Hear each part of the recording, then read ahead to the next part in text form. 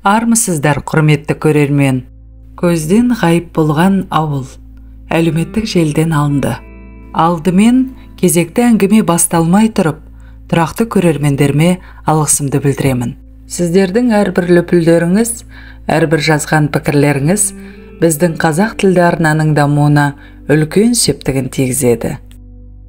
Мен бұл оқиғаны басымнан кешірмесем, мұндайға еш сенбес едім, деп бастады әңгімесін Рахымжан аға. Баяғыда қазір сүйегі қурап қалған Қаңтарбай шал бір нәрсені көңірсітіп айтып отырушы еді. Сонда осы алжыған шал өлер алдында болмас дүниені айтып, елдің басын қатыратын емес, деп ренжуші едім. Ал енді өз басымнан кешкенді айтпас бұрын сендерге Қаңтарбай шалдың айтқан әңгімесін айтып берейін. Өздерің білесіңдер ғой, ол кісі өмір бойы қойшы болып өткен адам. Бірде қойды Қаңтарбай шалдың әңгімесі бұл. Түс әлетінде өзен бойына еріп, шайпайымды қайнатып ше қояйын деп тезектере бастадым. Тұрған жерім Моқаншы өзеннің бойындағы ертеден қалған жалғыз теректің маңы. Ауылдан жырақ жер. Күн ыстық, құрдабыр алып сағым еріп жатыр. Тезек теріп кішкене дөңге шыға келгенім сол еді, таң қалғанымнан шалқамнан түсе жаздадым. Алдымда 10-15 шақты киіз үй тігілген шағын ауыл жатыр. Оның бірнешеуі ақшаңқан болып көз тартады. Алдарында топтасып әңгімелескен біраз еркек кінділер тұр. Ақ жаулықты қыз келіншектер үйге бір кіріп бір шығып абыр-сабыр. 4-5 тайқазан асылып жатыр. Әріде ауыл балалары ойнап жүр. Бір аңғарғаным, ауылда той болғалы жатқанға ұқсайды. Жұрттың біразы қырға әлсін көз салып, әлдегімді күтетін сияқты.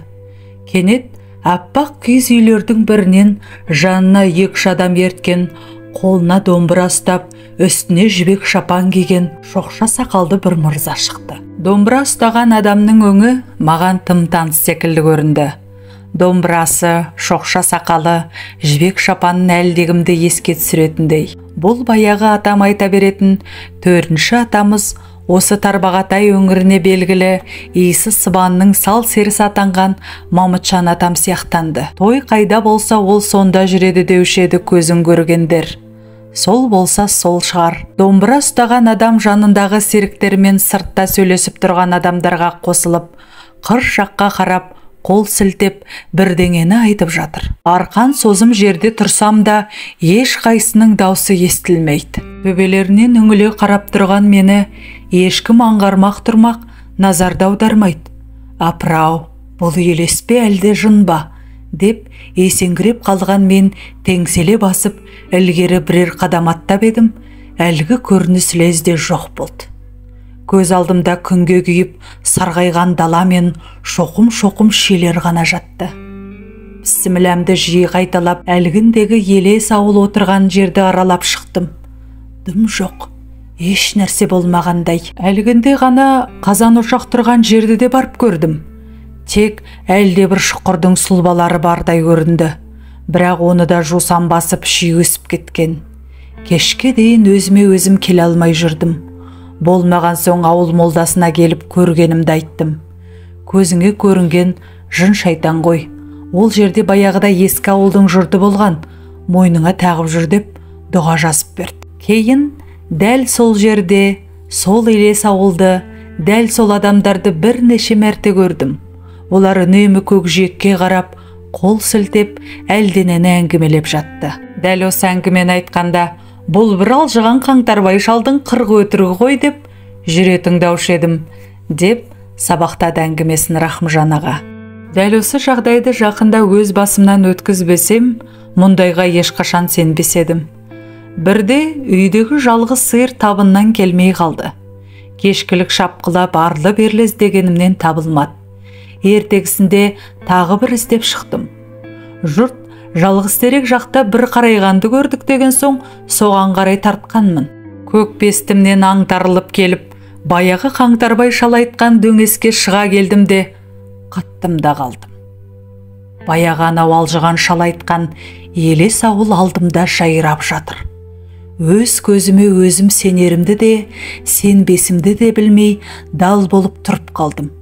Сол ауыл, сол көрініс, домбыралы мырза, түтіндеп жатқан қазан ошақ, бір киіз үйдің көлеңкесінде күйсеп сиырым жатыр. Баяғы қиқырлана салып, неде болса жандарына барып көрейін деп атымды тебініп қалып едім, елес ауыл ыдырап жүре берді. Әлгі ауылдан із де қалмады. Тек бір шидің түбінен көлеңкелеп біздің үйдің қарасан келгір жатыр екен.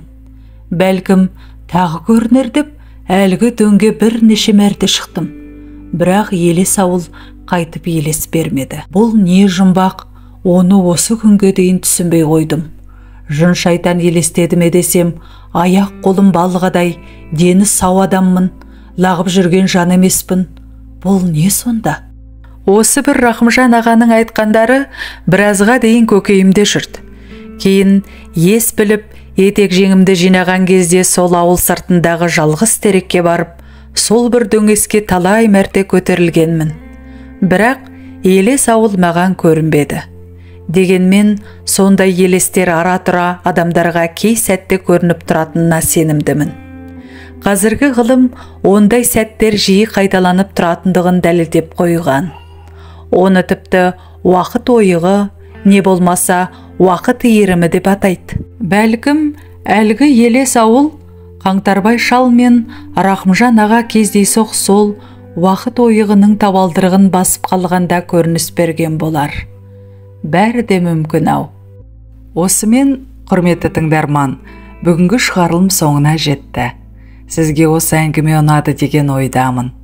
Келесі әңгімені жіберіп алмас үшін арнаға жазылып, қолдау ретінде пікір білдіріп, үліпіл жаза кетіңіз. Сіздермен бірге болған Динара Мейрамқызы. Келесі кездескенше аман, сау болыңыздар.